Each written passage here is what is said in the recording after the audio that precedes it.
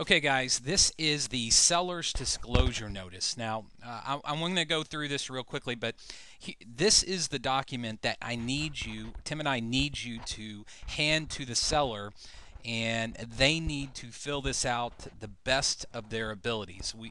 We understand, and I want you to convey this message to the seller or the sellers that we understand that you're not inspectors, you're not structural engineers, but if the roles were reversed, what defects are there and how old are certain items? So I'm going to quickly go through. It's a 5-page document. And what I want you to understand is for individual sellers, they are not exempt from filling this out. Now, REO lenders are absolutely exempt. You're not going to get this. Don't ask for it from an REO or bank-owned property. But if it is an individual seller, you're sitting down, you sign the contract, you sign the addendums, you need to provide this to them, either email them to them after you leave, or you have that in your packet and you just leave it on the kitchen table and they can fill it out at their leisure. But the option period, or really you have 7 days after you receive this notice from the sellers to back out of this deal. So I think that's an important item for all of you guys to understand, that you always have 7 days after you receive this document. So let's go through it. Up here, you've got concerning the property at, and you'd put the address. The seller is or is not occupying or never occupied the property. Then you scroll down, and there's really 3 columns. You have, they need to check yes, no, or unknown. Yes, no, or unknown. Yes, does it have cable TV wiring? Yes, does it have a carbon monoxide detector? Yes, does it have ceiling fans? So pretty basic stuff. Over here, gas lines, is it natural or LP? Hot tub, intercom system. So it's pretty basic. They just need to check that. Coming down here on the items, AC, evaporator coolers, window and AC units. So they need to check, is it electric, gas, and how many units on the AC? So you see how evaporator coolers, if there's 2 AC units, then there will be 2, they would put right here, yes, and number 2. How many AC, window or wall AC units? How many attic fans? Central heat, is it electric or gas, and number of units? So you know, this is pretty self-explanatory. Now the seller needs to sign this, and you will need to sign that, or excuse me, you'll need to initial each page and then sign on page 4.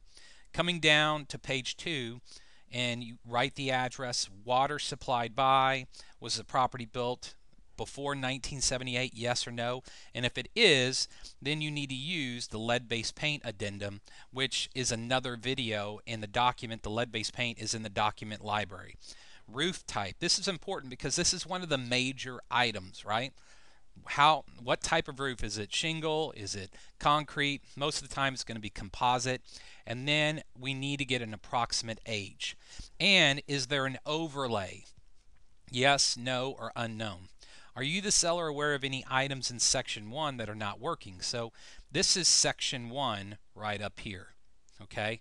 Then section 2 is, are you aware of any defects or malfunctions in the following? Basements, ceilings, doors, driveways. They should, if they're being honest, there's probably some type of defects, and they can fill in on roof or flooring because there's cracks, the foundation. I always, when I fill out a seller's disclosure, I put yes and I say normal settlement. I mean, because there's going to be settlement in any foundation here in Texas. Then you have section 3, are you aware of any of the following conditions? Does it have aluminum wiring, asbestos, diseased trees? Again, to the best of your ability, Mr. and Mrs. Jones or Mr. and Mrs. Seller, please fill this out. Then that's section 3. Then you have 4. Are you aware of any item, equipment, or system in the property that is in need of repair? Legally, we could come back and sue someone if they weren't honest. If they knew, if we have proof that they knew there were defects and they did not disclose them. Will we ever do that? I don't know. It kind of depends on the circumstances, but I think it's important that you guys convey that and say, if the roles were reversed, if the shoe was on the other foot, you would want me to be as honest as I can about the house. Section 5 is just yes and no. Homeowners Association, they need to figure out, they need to tell us the name of the association, the manager's name, the phone number, what the assessments are. Is it mandatory or voluntary? Are there any unpaid fees or assessment fees? Yes or no? Just be honest. Any common facilities if it's in a homeowners association? Any notices of deed restrictions? Any lawsuits pending? Was there a death on the property right here? Was there a death on the property except those deaths caused by natural causes, suicide, or accidents? So basically, were there any murders? Um, any condition of the property which materially affects the health and safety? Any repairs other than routine made? So it's pretty, just check the box is what you need to explain.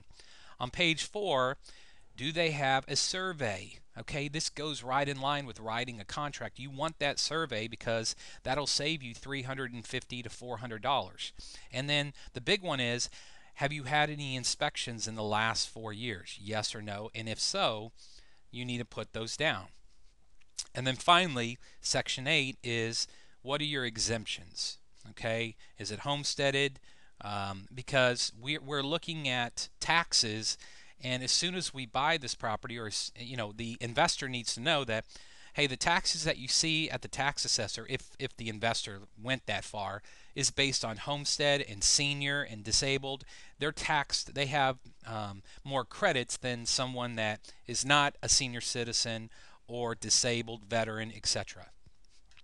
Number 9 is, have you received any funds, insurance funds, and not use those funds to repair the item? There's a lot of times that an insurance company will cut a check to a seller, and the seller puts it in their pocket and never does the work.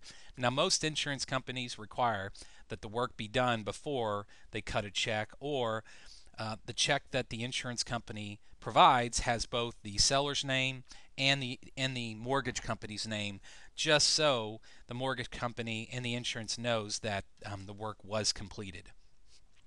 Does the property have working smoke detectors installed according to the smoke detector requirement?